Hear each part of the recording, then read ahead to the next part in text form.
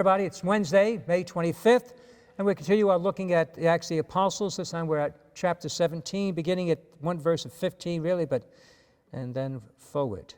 It's 22 at the end of the chapter, if we go that far. Anyway, after Paul's escorts had taken him to Athens, they came away with instructions for Silas and Timothy to join him as soon as possible.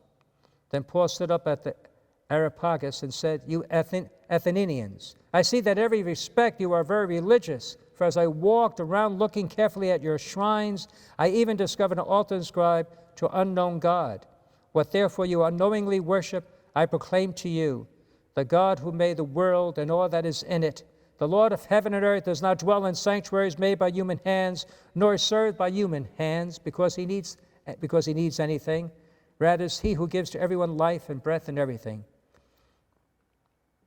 And he goes on to explain what God has done. And now we continue here. And then he concludes with this. He appointed and he approved him confirmation for all by raising him, meaning Jesus, from the dead. Now this is the part. When they heard about the resurrection of the dead, some began to scoff. Others said, "We should like to hear you on this some other time." So Paul left them. Some did join him, and some became believers. And others as he left Athens, he went on to Corinth.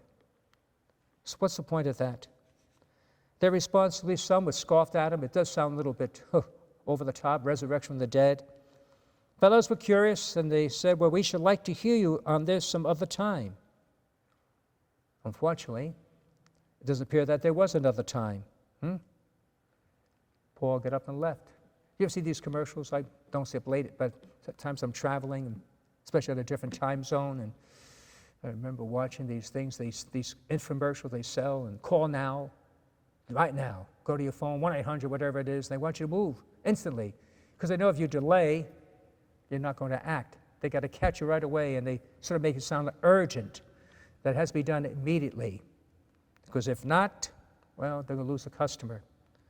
So there's some truth to that, because even here, we'd like to hear you, and they put it off. And unfortunately, that time may not come back again.